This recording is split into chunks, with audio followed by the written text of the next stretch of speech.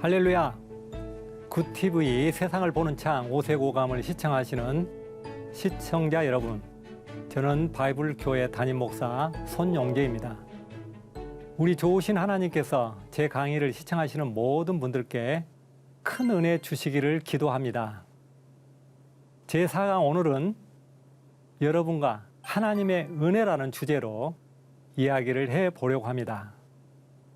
야고보서의 1장, 2장, 3장, 4장, 5장까지 모두가 하나님의 은혜를 이야기하고 있습니다. 아브람은 아무리 자기가 노력하고 애써도 그가 혹시 건강하다 할지라도 자기 노력으로는, 자기 스스로는 안 된다라고 하는 것을 이야기하는 거예요. 나압도 마찬가지예요. 나압도 그 멸망의 성에서 살아나는 방법은 정탐꾼하고 어떻게 해서 되는 것이 아니고 하나님께서 그 성에서 끌어내 주지 아니하면 답이 없다라고 하는 것을 야고보 저자가 기록한 것이라고 저는 보고 있습니다. 욥에 대해서 어떻게 기록되어 있냐면은 5장 11절, 욥의 인내를 들었고 그의 결말을 보았거니와, 그렇게 써 있지 욥의 인내를 배우란 말은 없어요. 그런데 2000년 전이나 지금이나 욥에 대해서 오해하고 있어요. 야고보 저자가 욥을 여기다가 등장시킨 것은 욥의 인내를 배우라고 등장시킨 것이 아니라 1장 1절에 인내는 자기의 의라고 하는 것을 제가 여러 번 강조했어요. 욥을 등장시킨 것은 욥이 의롭게 산 것만큼은 확실해요. 그런데 욥이 하나님께 어떻게 이야기하냐면 하나님의 의의 저울에 나를 달아보라고 그래요. 내가 왜 이렇게 고난을 당합니까? 내가 왜 이런 질고를 당합니까? 욥이 하나님 앞에 이게 항변하는 거죠. 하나님 저울에 나를 좀 달아보세요. 내가 의로 옷을 삼아 입었고 절름발이에 발이 되어줬고 소경에 눈이 되어줬어요. 욥이 그렇게 기록하고 있어요. 욥은 본인이 생각할 때 의인이에요. 하나님이 저울에 달아보라고 할 정도로 의이면 대단한 인물인 것은 사실이에요. 그런데 하나님께서는 욥에게 뭐라고 말씀하시냐? 욥, 내가 의로우면 내가 불의한 자냐? 네가 나를 심판할래? NIV 성경에는 그렇게 네가 나를 송사할래? 심판할래? 이렇게 기록되어 있어요. 그러니까 욥은 본인은 자기가 의롭다라고 생각하지만 하나님이 보실 때는 그가 죄인이기 때문에 그를 심판했고 그를 지금 고난을 준 거예요. 그러니까 우리가 이 땅에 살면서 문제는 내가 고난을 당하고 내가 문제가 있어서 심판을 당하고 있는데 그 심판을 받는 이유가 뭔지를 모르는 것이 문제인 거예요. 야고보서에 기록되기를 욥에 대해서 어떻게 저자가 기록하냐면은 주는 자비하시고 긍휼히 여기시는 자라고 해요.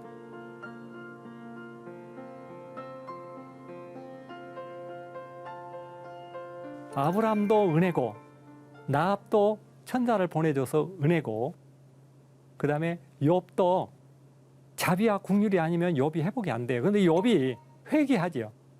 귀로만 들었던 하나님을 눈으로 보나이다 이렇게 이야기를 해요. 그러니까 욥이 회개하는 거예요. 회개. 욥이 죄가 없으면, 문제가 없으면 회개할 필요가 없는 거예요. 그런데 욥이 회개한 것은 욥이 자기가 과거에 몰랐던 자기 자신을 하나님께 네가 의로우면 내가 불의한 자냐? 네가 나를 심판할래? 이 말 속에 욥이 할 말을 다 잃어버린 거예요. 욥에 대해서 은혜라고 하는 것을 강조했고 그 다음에 이제 더 어려운 문제가 하나 있습니다. 엘리야에 대해서 우리가 요만큼 오해를 하고 있어요. 엘리야 사건에 대해서. 엘리야는 어떤 사람입니까? 이렇게 기록되어 있어요. 그가 기도해서 비가 왔어요. 3년 6개월 동안 비가 오지 않게도 하고 비가 오게도 해요. 이게 대단한 거죠.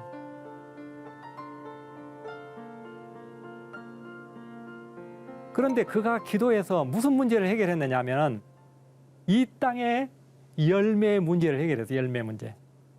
엘리야는 이 땅에 열매가 맺게 하는데 기도해서 비가 오게 했다는 이야기예요. 그런데 그 다음에 야고보 저자는 엘리야에 대해서 어떤 부분을 이야기하냐면 진리에서 떠난 자를 누구든지 돌아서게 하면 허다한 죄를 용서해 준다고 해요. 덮어준다고 해요. 그러면 허다한 죄를 덮어주는 것은 뭐예요? 은혜잖아요. 은혜. 조건 없이 허다한 죄를 덮어줘요. 내가 노력한 것이 아니고. 그러니까 전반부에 엘리야가 기도해서 비가 오는 것은 이 땅의 것이고 진리에서 떠난 자들을 돌아서게 해서 돌아서면 어떤 열매예요? 하늘나라 열매잖아요. 그러니까 하늘나라의 열매와 이 땅의 열매를 동시에 말하고 있는 거예요.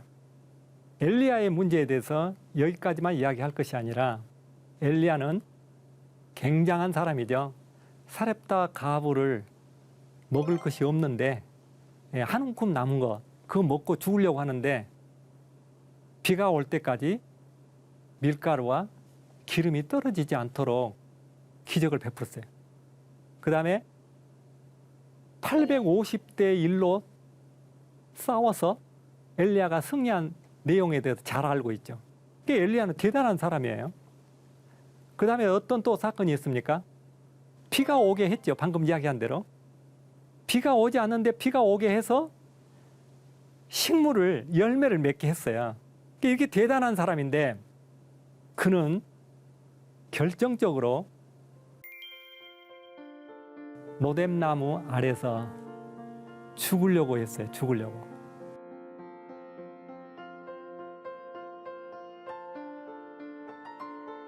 자기가 이 세상에서 자기 의로는 기도해서 없는 자에게 먹을 것도 만들어주고 비가 오게 하고 850대 1로 싸워서 이방 신의 선지자들과 싸워서 이기기도 하고 이렇게 굉장히 능력 있는 사람인데 이 사람이 어떤 부분에 문제가 있어요? 우리가 생각할 때 그는 그 이세벨을 무서워하고 있는 거예요. 누구보다도 하나님보다도 이세벨을 무서워하고 있는 거예요. 그래서 죽기를 원하고 있어요. 죽기를 원할 때 하나님은 나압에게 천사를 붙였듯이 아브라함에게 양을 준비해 줬듯이 그 다음에 엘리야에게도 천사를 붙였어요. 천사를 붙여서 떡을 먹게 했죠. 그런데 엘리야가 죽을 수 있는 방법은 뭐예요? 먹을 것이 없는데 안 먹고 있으면 죽는 거예요. 그래서 하나님께서는 엘리야가 다른 문제는 다 해결하면서 이 하늘의 문제는 해결을 못하고 있잖아요. 하늘의 문제가 뭐예요? 영원히 사는 문제예요. 영원히 사는 문제. 이 땅에서는 자기가 비를 오게 하고 뭐 다른 것도 다 하지만 뭐 싸워서 이기기도 하고 없는 것도 만들어주기도 하고 하지만 그는 자기 생명의 문제에 대해서는 한계점에 와버린 거예요. 그러니까 하늘의 문제, 생명에 관한 문제는 아브람도 나압도 욥도 해결이 안 돼요. 그래서 이 엘리야를 통해서 하늘의 문제를 해결하게 하는데 천사를 붙여서 먹을 것을 먹고 350km를 40일간 주야로 걸어서 하나님께서 나머지 사역을 이렇게 하게 한 것을 볼 수가 있어요. 그래서 모세를 여호수아에게 바톤 터치를 하기 위해서 또 엘리야를 엘리사에게 바톤 터치하게 하잖아요. 그래서 우리가 이 세상에 살면서 복음을 전한다고 하면서 야고보서에 있는 그 내용대로 잘못된 복음을 저자가 말하고자 하는 그 내용과 상반된 내용을 우리가 메시지를 다른 사람한테 전하고 있다면 이건 큰 문제거든요.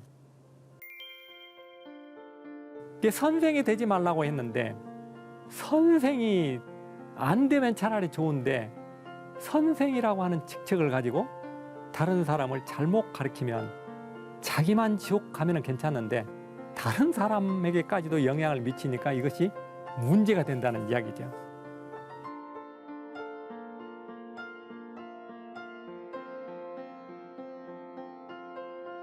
아브라함이 100세 때 아들을 준다고 하는데 아들 준다고 하는 말을 못 믿는 이유가 뭐냐? 자기가 100세기 때문에 못 믿는 거예요. 나이가 많기 때문에. 우리가 2000년 전에 오신 예수님께서 우리에게 영원한 생명을 약속했는데 안 믿어지는 건 뭐냐? 조상들이 다 공동묘지로 화장터로 갔기 때문에 안 믿어지는 거예요. 이게 이 믿어진다고 하는 것은 내가 노력해서 믿어지는 것이 아니라 하나님께서 우리에게 은혜를 주셔야만이 믿어져요. 자, 내가 비가 오게도 하고 또 열매를 얻게도 하고 사르밧 가부를 먹게도 하고 850대 1로 싸워서 이기기도 하고 이런 능력은 땅의 것이에요.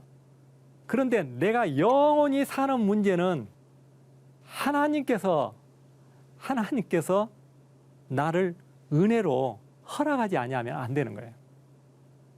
어떤 선교사가 인도에 가가지고 3년 동안 선교사로 나갔는데 한 사람도 예수 믿게 못했어요. 그런데 한 사람도 예수 믿게 못했다고 하는 것은 그 선교사가 문제가 있는 것이 아니라 그 땅에 사는 사람들이 믿어지는 은사가 없는 거예요. 안 믿어지는 거예요. 안 믿어지는 거 어쩔 수 없죠. 그런데 우리에게 믿어진다라고 하는 것은 남들에게 주지 않는 은사를 우리에게 특별히 하나님께서 주셨다는 이야기죠. 그러니까 그 은혜를 감사해서 우리 입에서 찬양이 나오는 거고, 그러니까 다른 사람에게서는 입에서 찬양이 안 나와요.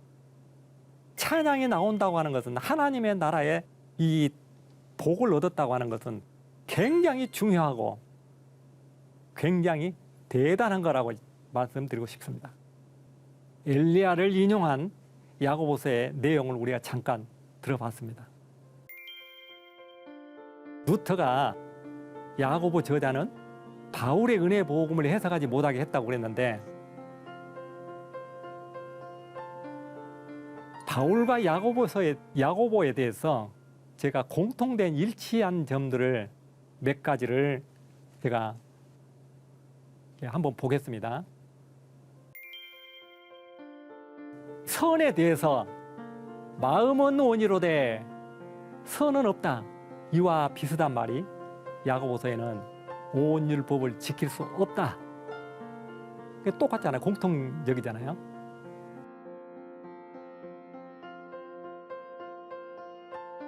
그 다음에 의에 대해서는 로마서 3장 21절에 의에 대해서 이 세상 율법 외에, 이 세상 법 외에 한 의가 위에서 왔다 그래요. 바울이 기록한 내용이에요. 야고보 저자는 어떻게 기록했느냐? 이와 비슷한 말을 했어요. 이 위에서 온 것이야만이 된다고요. 땅의 것은 마귀적이고 세상적이다, 이렇게 하고 있어요.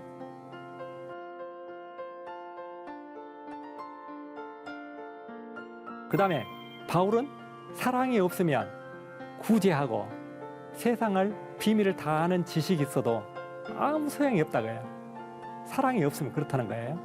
야고보는 뭐라 했냐?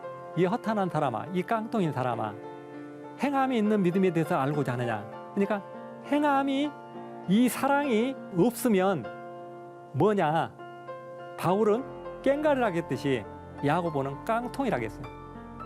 그 다음에 이 법에 대해서 뭐라 했느냐? 바울은 성령의 법이라고 해요. 성령의 법, 성령의 법. 성령의 법으로 우리가 해방되잖아요. 이 땅에서. 이 말과 비슷한 말이 야고보서에는 어디에 있느냐면 2장 12절에 자유의 율법이라고 되어 있어요. 자유의 율법.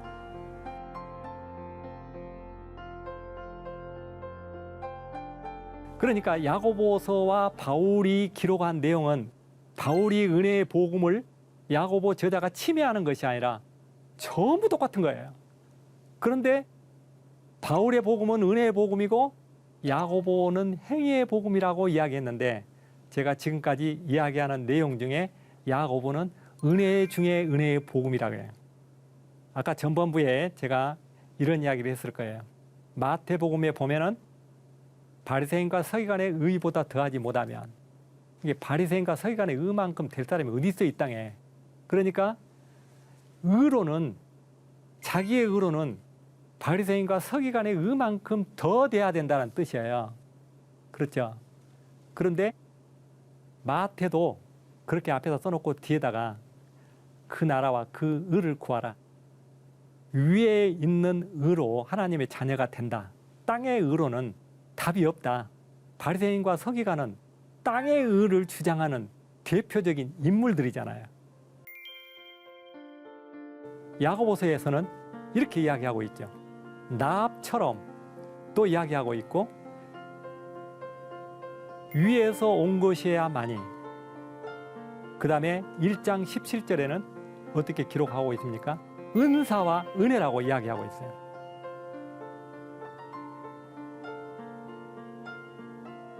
그 다음에 혈언은 안 된다. 경건도 안 된다. 혀는 사람을 죽이는 독이 가득한데 이 독사와 같은 이 혀를 가지고 가만히 말하고 성질 내지 않고 말한다고 해서 이 말이 의로운 말이 될 수가 없다는 이야기예요.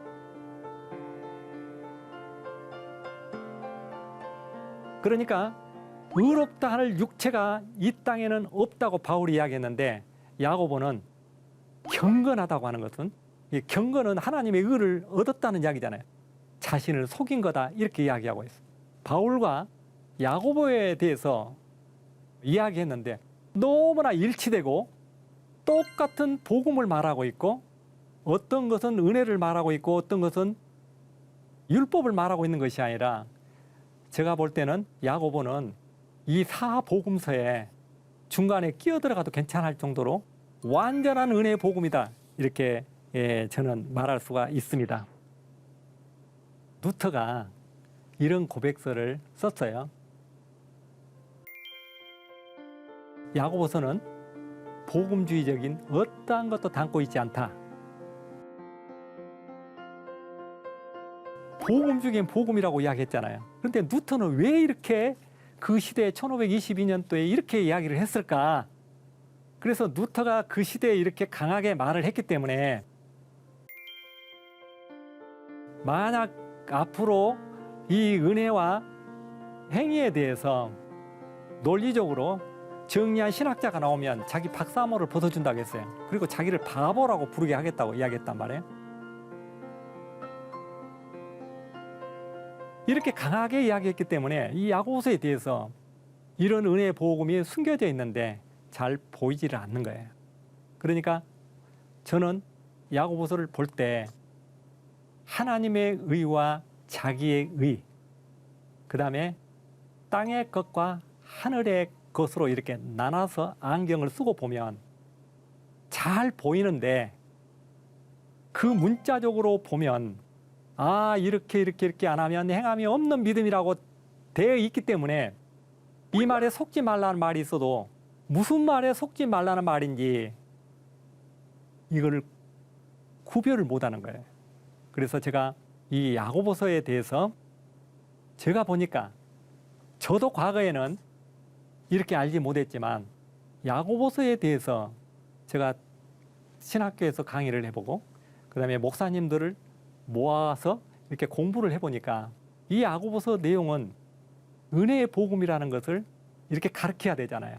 가르쳐야 되는데 이것을 저 혼자 가르칠 수 없기 때문에 방송을 통해서, 그 다음에 신학교를 통해서, 그 다음에 많은 사람들을 이와 똑같이 교육시켜서 전 세계로 이 복음이 나가야 되게 해야 되겠다고 하는 생각이 저 마음속에 있습니다. 그래서 야고보서에 결론적으로 땅의 것과 하늘의 것, 자기의 의와 하나님의 의, 그러니까 야고보서 저자는 자기의 의로는 아브람도 안 되고 나합도 안 되고 욥도 안 되고 엘리야도 안 되고 모세도 안 되고 다 안 된다는 이야기예요. 그러면 누가 되겠어요? 야고보 본인은 의가 있느냐고요. 자기의 의가 있느냐. 근데 자기의 의가 없다고 기록한 내용이 성경에 있다고 했잖아요. 2장 10절에 온 율법을 지키다가 하나라도 범하면, 그러니까 온 율법을 야고보 자신도 못 지키는 사람 속에 포함된 거예요. 하나라도 거치면 다 범한 자가 된다고요.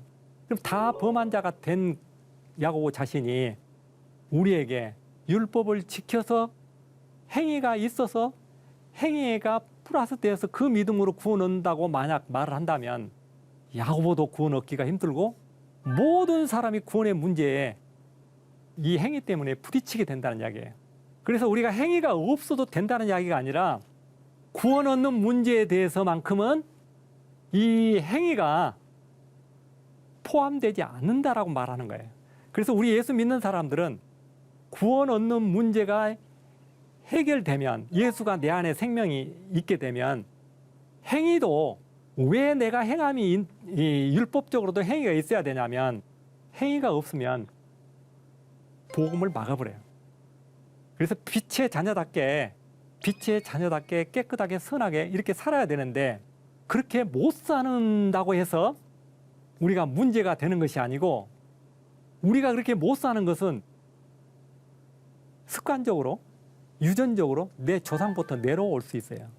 그래서 내가 복음을 막지 않게 하기 위해서는 내가 행위도 깨끗하게 나 자신을 통제하고 이렇게 살아야 되는 것은 맞아요. 그러나 야고보서에 행함이 있는 믿음, 행함이 없는 믿음, 이 문제만큼은 저자가 우리에게 주는 본질은 물질을 나눠줘야 행함이 있는 것이 아니고, 물질이 있어야 나눠주는 것처럼 예수 생명이 있어야 다른 사람한테 나눠주지 않냐. 그 말을 그렇게 해석해야 야고보와 바울의 복음이 일치가 돼요. 그래서 일치되기 위해서 억지로 뜯어 맞히는 것이 아니라 이 말씀 자체가 그렇게 돼 있어요. 나합에 대해서 조금 더 언급하다고 하면은 야고보 저자는 처음부터 나합이 사자를 접대하여, 사자를 접대했단 말은 사자는 누가 보내는 거예요? 하나님이 보내시잖아요. 근데 사자를 왜 보냈냐고요? 사자를 왜? 간단해요, 답은. 그를 멸망의 성에서 끌어내기 위해서. 자, 왜 끌어내야 돼요? 하나님의 자녀이기 때문에. 왜 그가 기생인데 하나님의 자녀예요? 그는 마태복음에 예수님의 족보 속에 세 여인 중에 한 사람으로 들어가 있어요. 그러니까 그는 예수님의 족보의 계보에 들어갈 사람을 그때 정탐꾼이 와서 숨겨주고 뭐 도망가게 해서 이 문제가 해결되는 것이 아니라 하나님께서는 처음부터 에베소 1장에 보듯이 하나님께서 택하시고, 아까 믿어지는 문제 이야기했죠. 믿어진 것은 하나님이 은혜를 주셔서 믿어지듯이 하나님께서 우리에게 선택하신 것도 택하신 것도 그것도 은혜라고 이야기할 수가 있겠습니다. 그가 마태복음에 보면은 예수님의 계보에 이게 나와 있는데, 그러면 우리는 예수님께서 믿어지지 않게 하는데, 믿어지지 않는데 어떻게 하느냐. 그러니까 오늘 우리에게 예수님께서는 잃어버린 양들을 위해서 땅 끝까지 가서 그 사람들에게 이 복음을 전해야 되는 것이지, 우리가 미리 저 사람 믿을 사람 안 믿을 사람 이렇게 한계를 지어서 복음을 전할 사람과 안 전할 사람을 이렇게 구분하는 것은 아니고, 어떤 사람이 잃어버린 양인지를 모르니까 우리는 찾아가서 복음을 전해야 된다. 복음을 전하는데 어떻게 전해야 되냐. 이 은혜의 복음을, 야고보서의 복음을 이렇게 확실하게 논리적으로 복음적으로 이렇게 정리를 해줘야 그 사람에게 마음이 움직이고 생명의 말씀이 들어가야만 그 심령이 깨닫게 되고 그 심령 속에도 예수의 생명이 들어간다라고 생각합니다. 오늘 여기까지 마치도록 하겠습니다. 하나님의 말씀으로 세상을 이해하고 바라보는 마음의 창이 여러분 안에 열리기를 소망하며 이 시간을 마치겠습니다. 감사합니다.